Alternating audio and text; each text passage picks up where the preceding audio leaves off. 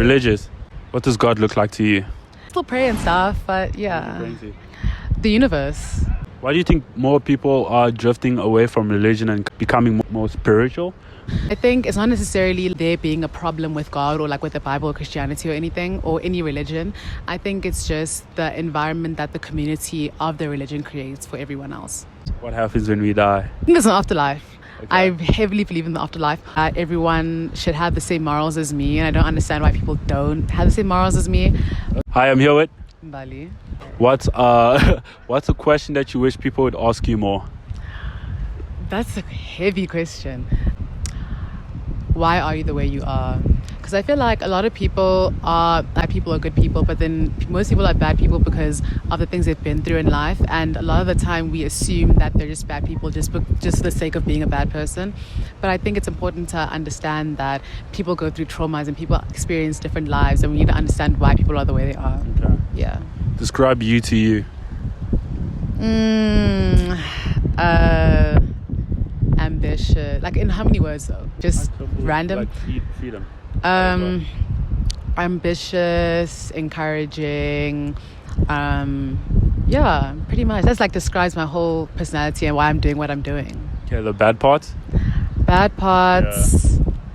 I think I'm too honest sometimes. Unsolicited advice. And sometimes I think that everyone should have the same morals as me, and I don't understand why people don't have the same morals as me. Okay. But yeah, no, not even in like a bad thing. Like I think all of our morals are different, and some people have their morals because, I mean, you're religious? Not heavily, but I do believe in like there's something that controls everything, and like everything's meant to happen as well.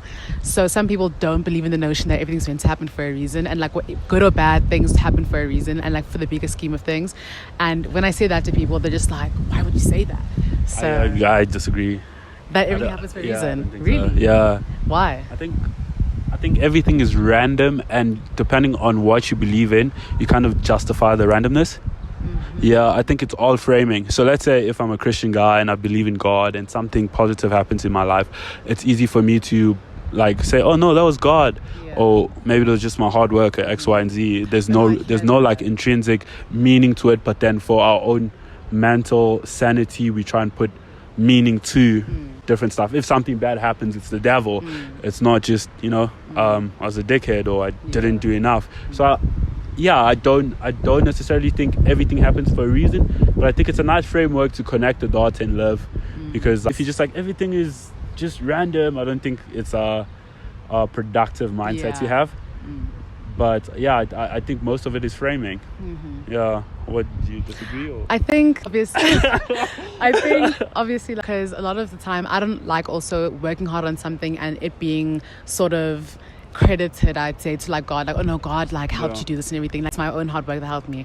What I mean by everything happens for a reason is that even if bad things do happen, it's kind of like it was meant to happen for you to get where you are supposed to get in the future. And like it's basically but like I mean, if you put in the hard work and everything, I mean, it's obviously your hard work and your efforts. Like, we're not gonna take that aside and just say no. I mean, yeah, you worked hard, but in the grander scheme of things, God made it happen. You know what I'm saying?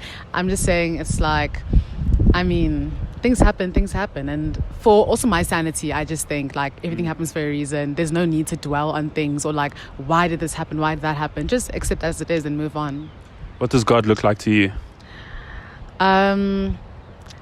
Like an energy, I guess, that not necessarily controls everything, but puts everything into perspective for some people.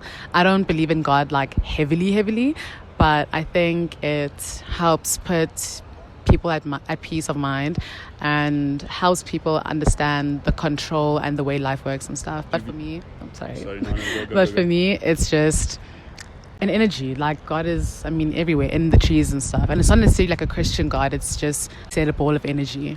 So agnostic. It's like higher power, but not necessarily God. Yeah-ish. So I still pray and stuff, but yeah. The universe. It's like a manifestation, praying is manifestation. So it's kind of, it's not necessarily in the Christian context. What happens when we die? I think there's an afterlife. Okay. I heavily believe in the afterlife or reincarnation. come back as something else or as something. What would the afterlife look like if it's not reincarnation? Just living on in the same body, in like literally how you are as, but then in a more peaceful life and just like an acceptance of the life that you've lived. Yeah. Why do you think more people are drifting away from religion and becoming more, quote unquote, more spiritual? Or why do you think? Because like every like third, fourth person is like, no, I don't believe in God, but we seek a higher power, but we are drifting away from religion. Why do you think that is?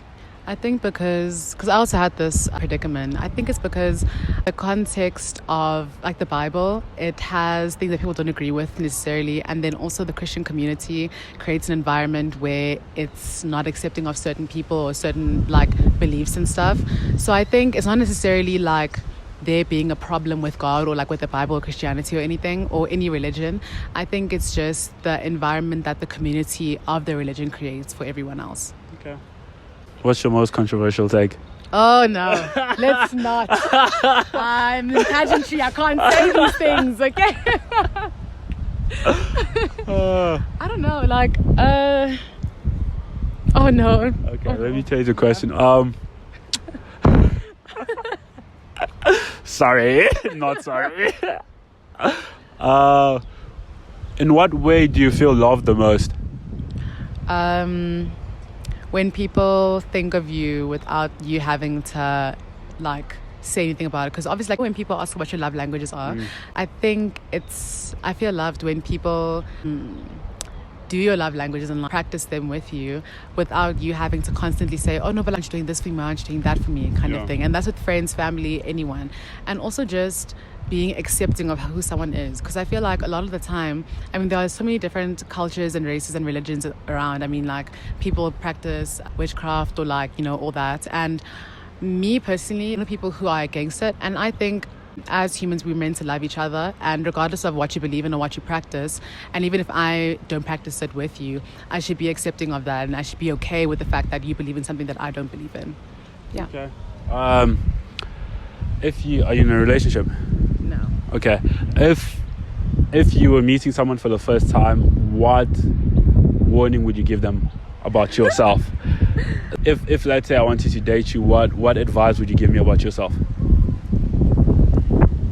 That I have high expectations and I take mental notes of everything. Okay. So even if you don't do something for me, I'll take notes of it. Even if I don't tell you that like, oh no, why aren't you doing this, whatever, I'll take mental note of it and I'll just keep it in my mind forever. I think that's healthy. No, it's not, 1000%. But also at the same time, I think you can't force someone to act in a way that you want them to act. They'll always revert back to their habits. And even if you teach them a certain way of treating you, it's either they'll grow to resent you for it or they'll just go back to their old ways. But you don't know that for sure. Because you can't necessarily, I think it's kind of bad for you to just like preempt someone's reaction of your standards. Do you get me? In the sense that like, oh no, I know if I tell him this and he doesn't really want to do this, it was going to come to this conclusion, instead of just saying how you feel. Not even that. I think it's a thing of, if I tell you ABCD and you do EFG, I won't tell you that you're doing EFG because I told you ABC. Why aren't you doing ABC? I'll just take mental notes of it, and in the future I'm not gonna break up with you over it, but I'll just take mental notes of it. And that's also so much like suppression that will boil up. But like, it doesn't make me upset. It's just like, okay, I see that. Subconsciously, there's no way you're taking mental notes, and it's just for vibes. I think it's just also like the experience I've had in all my relationships, like that's how it's been most of the times. The reason why I do that is because I know it's a trend amongst people that I'm with. So it doesn't make sense. It's a trend amongst you. I think if you No, I'm not the problem. You're definitely the problem. If you definitely communicate and like say, oh nah, give them at least 2 warnings of EFG. That's the thing. Why do I have to give you a warning? Because people are different. But if I tell you straight, I want this, why do you do the opposite? But sometimes it's not malicious. Maybe you forgot. No, I don't think it's malicious. I don't think like you're a bad person for not doing it at all. I'm just saying, if I tell you something and you don't do it, then what's the point of what we're doing? And I'm not saying like do what I'm saying. I'm just saying like, if you care about me and you want to make me happy and you can do this for me, I'll be really appreciated. And you don't do that, it's kind of like, for me, okay. For me, it's hard to comprehend you saying it's not malicious, but then you you're not communicating it. Because if you truly and intrinsically believe that it wasn't malicious, you wouldn't mind just saying like, hey dude, I know you have a good heart, I know you have good intentions, you might have slipped up in the situation, but in the future I'd appreciate if you don't do EFG. Well, it depends on the situation as well. It depends on like how severe it is. If it's like hectic, actually dead wrong, then I'm going to tell you about it. But if it's like small things, like, oh no, you didn't remember this, you didn't, well, that's why you kind of like keep mental notes, so you remember, oh okay, no, like this person did this today, but then also like 2 weeks ago they did this as well, so what's going on, kind of thing. And also there are some times where you have to understand that some people have to have a set of principles, or like a set of actions that they do in a relationship, like bare minimum kind of thing. So I feel like if you can't do the bare minimum, I can't teach you the bare minimum. Like, it's not my job to do that. And it's also, what's the bare minimum for you? In terms of what though? Like treatment, or like, You're I don't know. no. Oh. Hello. Ew. How are you? Good. She's waiting for me. Ready for you. Cool. I don't know. You can't put me in your spots. I can't just think of things. You don't know what you want? I do, Then? but I'm just going on the internet. It's a bit a lot. Okay. If they want to know, they'll come to me. If you guys want to know, you come to her. Where can Period. they find you? Anyway, I'm literally all over the place, everywhere. Okay. I don't know what that means, but cool. All over the place, on campus and stuff. Oh, okay. You're not going to find me outside of campus. No, I thought you were going to give them your socials or whatever. You're like everywhere. No, I'm like, what does that mean? You didn't specify. Okay, sorry, my Ali bad. Kumalo with 2 L's. Ali Kumalo with 2 L's. Yeah. Alright, cool. Slay. Thank you for being on my video. Thank you for having me.